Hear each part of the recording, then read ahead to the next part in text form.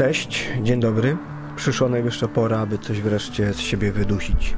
Dlatego też od teraz w moich filmach usłyszycie również mój głos. Mam nadzieję, że nie będę zbyt denerwujący, a jeśli kogoś będę drażnił, polecam wyłączyć dźwięk. W filmie nic się nie zmieniło. Przejdźmy jednak do rzeczy, czyli do Mercedesa GLC w wersji 300DE.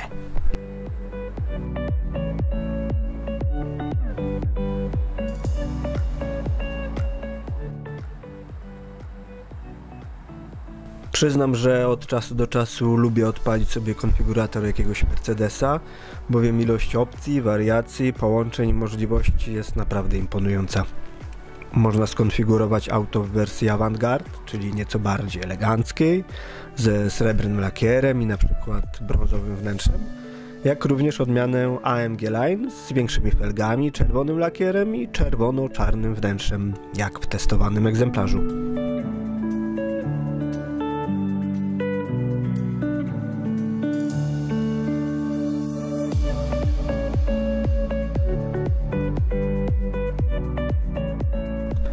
Przyznam, że nigdy nie przepadałem za czerwonym kolorem w Mercedesie, ale GLC w takim wydaniu prezentuje się naprawdę nieźle.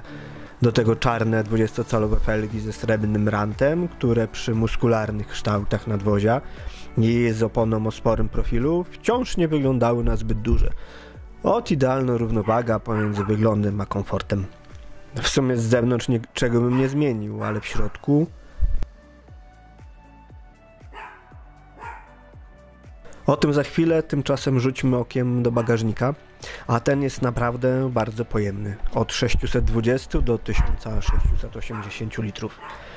Jest jednak pewne ale, bowiem wersja hybrydowa ma ogromną baterię, ponad 31 kWh brutto, a więc trzeba było ją gdzieś upchnąć.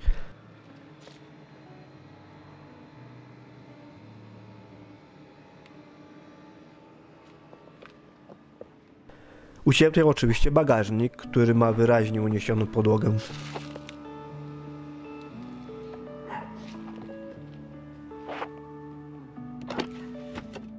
Nie ma również schowków pod podłogą, jest jedynie niewielka skrytka na podstawowy zestaw naprawczy. Coś za coś. Mi jednak udało się spakować na dłuższy wyjazd z rodziną, bez konieczności składania rolety czy foteli. Da się? Da się.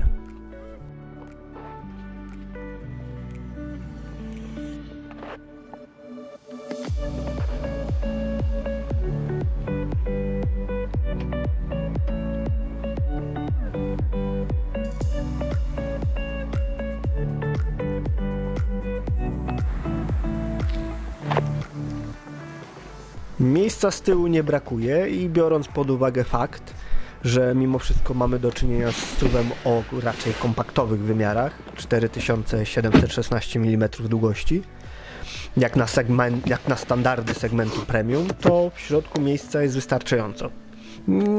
Nie jest to obszerny, rodzinny krążownik szos i pewnie w modelach marek popularnych o podobnych wymiarach zewnętrznych znajdziemy zdecydowanie więcej miejsca.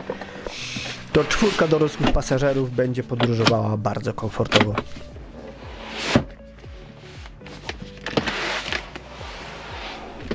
Być może w wersji coupé nad głową będzie mniej miejsca, ale na nogi i na szerokość z tyłu nie ma na co narzekać. Pasażer w środku nie będzie zachwycony, bowiem będzie musiał walczyć o miejsce na nogi z sąsiadami przez bardzo wysoki tunel środkowy.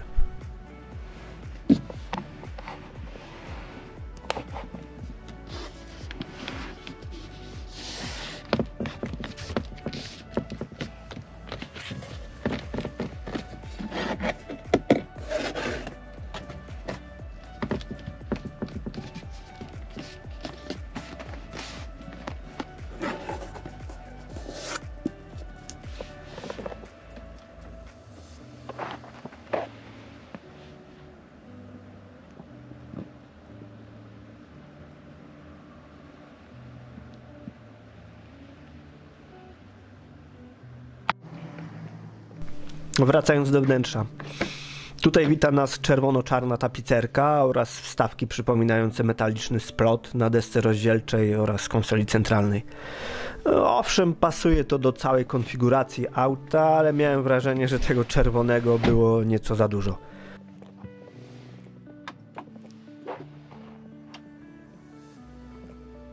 Chyba zdecydowałbym się na czarną tapicerkę z ładnymi trapezoidalnymi przeszyciami, którą znalazłem w konfiguratorze. Poza tym we wnętrzu jest praktycznie tak samo jak w klasie C, czyli duży ekran środkowy, umieszczony w orientacji pionowej, odrobinę odchylony od kokpitu i skierowany o kilka stopni w stronę kierowcy. Przed kierownicą umieszczono z kolei kolejny ekran, bez żadnego daszku czy obudowy.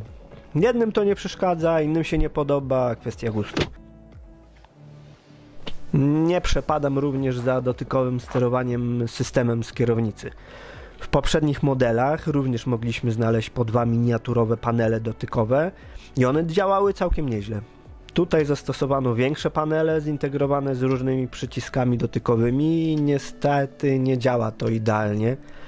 Można się oczywiście przyzwyczaić, ale sterowanie układem wirtualnych wskaźników czy też podświetleniem funkcji na ekranie głównym wymaga skupienia, co podczas jazdy jest po prostu niewygodne. Na szczęście sam system jest bardzo rozbudowany i dość prosty w obsłudze, choć też wymaga wprawy. Opcji jest mnóstwo i niektóre są głęboko zakopane w menu. Nie spodobała mi się również bardzo szeroka konsola środkowa, która zabiera sporo przestrzeni na nogi.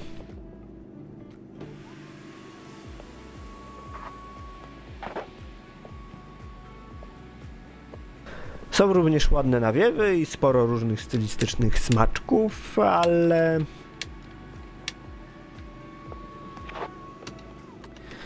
jakość spasowania niektórych elementów, takich jak wspomniane nawiewy czy panele na drzwiach, na których znajdziemy sterowanie fotelami oraz klamki, pozostawiają sporo do życzenia.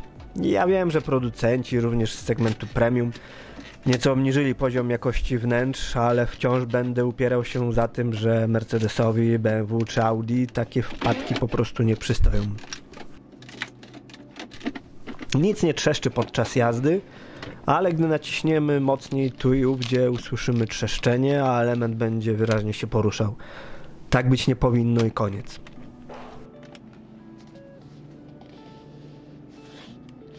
Jakość materiałów jest w porządku, może gdzieniegdzie jest za dużo plastiku, ale spasowanie jest zdecydowanie do poprawy.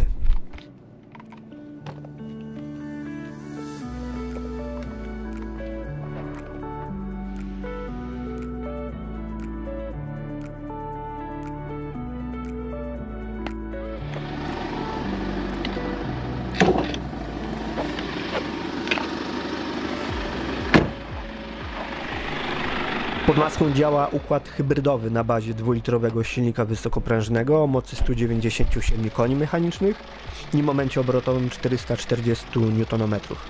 Silnik spalinowy wspomagany jest przez jednostkę elektryczną o mocy 136 koni mechanicznych i takim samym momencie obrotowym co jednostka spalinowa, czyli 440 Nm. Moc systemowa układu to 335 koni, a moment obrotowy sięga aż 750 Nm. To wszystko przekłada się na przyspieszenie od 0 do 100 km na godzinę w 6,4 sekundy i prędkość maksymalną 217 km na godzinę.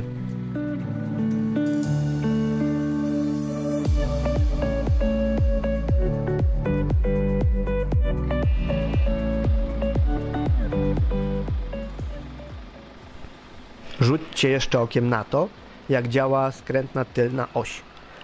Zwrotność tego auta na parkingu i na wąskich uliczkach jest naprawdę rewelacyjna.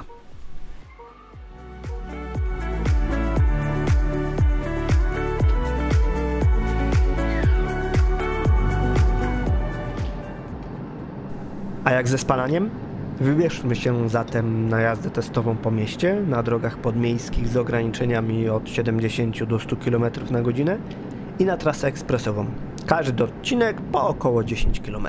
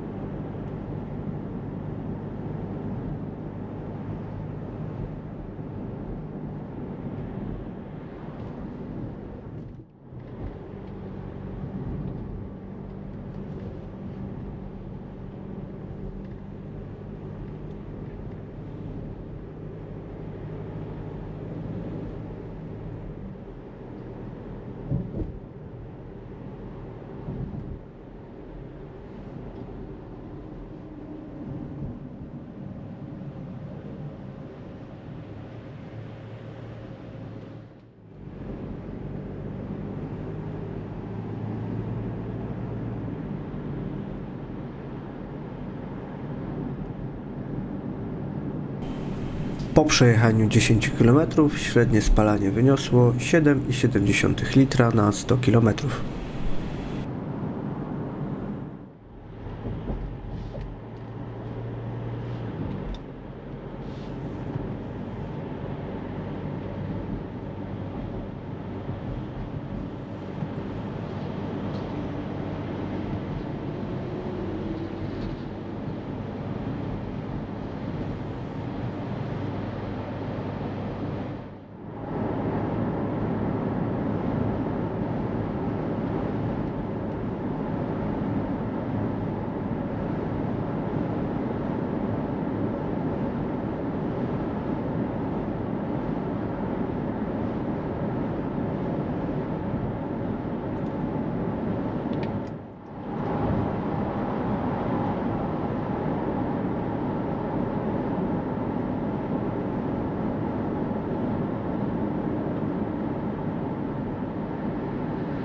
Po 10 km na drogach podmiejskich średnie spalanie wyniosło 6,2 litra na 100 km.